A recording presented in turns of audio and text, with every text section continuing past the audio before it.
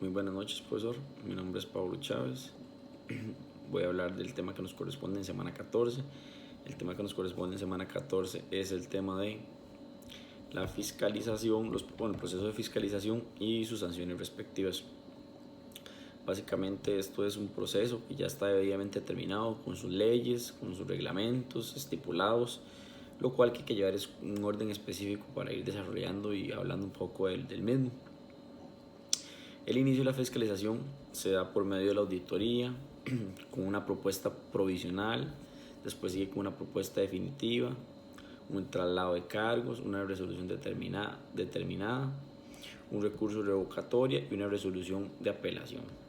Todo esto nos lleva a nosotros tiempos determinados, de 5 días para un proceso, de 10 días para otro proceso, de 15 días para otro proceso, y hasta 30 días, que es lo último en caso de que existiera una apelación, siempre y cuando manteniendo el orden, ¿verdad? ¿Qué es la información que nosotros debemos entregar? ¿Cuál es la información que nosotros debemos suministrar para hacer este proceso? La información que nosotros debemos dar es la información del contribuyente, la información del representante legal, la información de los accionistas y un detalle de la obligación tributaria. El requerimiento de la información dentro y fuera del proceso. En el artículo 104 viene segmentado 5 procesos de acuerdo a las letras del abecedario. En la letra A nosotros vamos a hablar de los estados financieros dictaminado por el CPA. Después en la letra B lo que se habla es de la copia de los libros, los archivos y los registros contables. En la letra C lo que nos dice es la información del equipo de cómputo y las aplicaciones. Después en la letra D hablamos un poco de la copia de los soportes magnéticos. Y para finalizar en la letra E es un tema como de documentos de operación de créditos, compra y venta, alquileres, fideicomiso, calidad de participación, entre otras cosas que nosotros podemos ir tomando en consideración. ¿Cómo se debe presentar la información? Bueno, esto también, como se habló anteriormente, es un orden que ya está estipulado en artículos que se han ido exponiendo en la Gaceta, en los periodos correspondientes.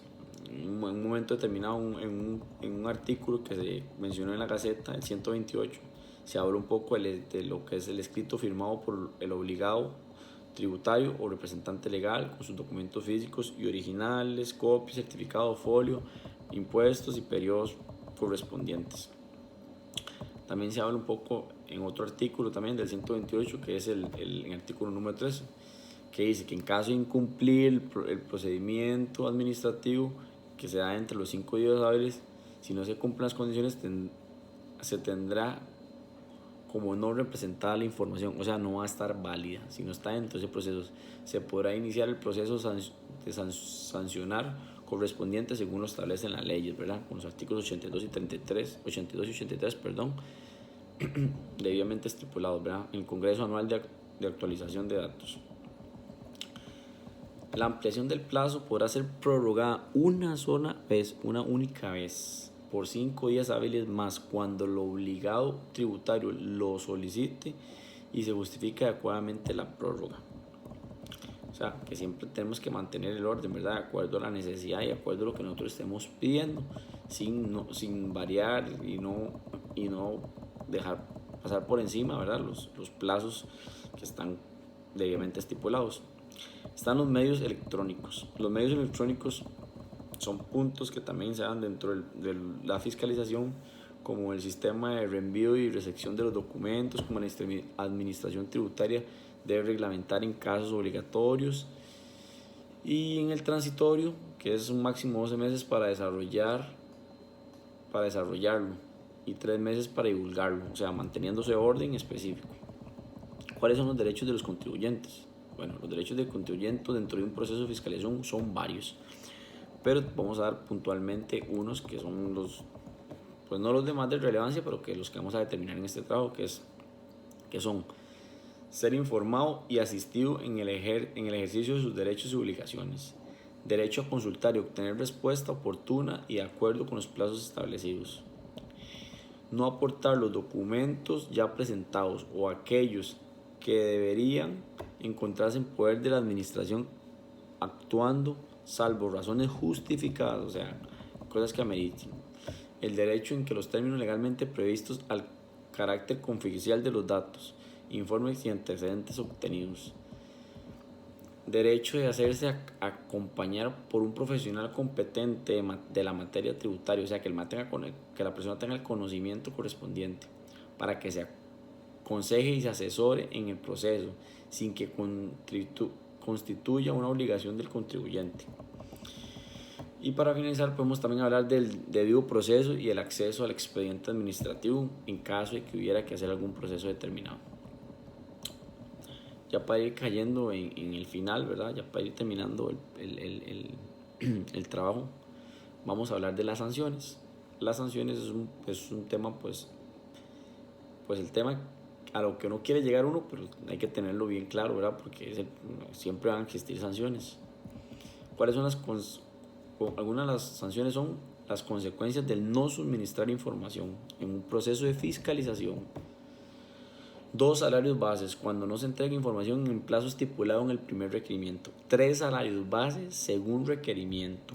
2% ingresos brutos del periodo anterior, mínimo de 3 y máximo de 100 SB. Tercer requerimiento, si no se conceden ingresos brutos.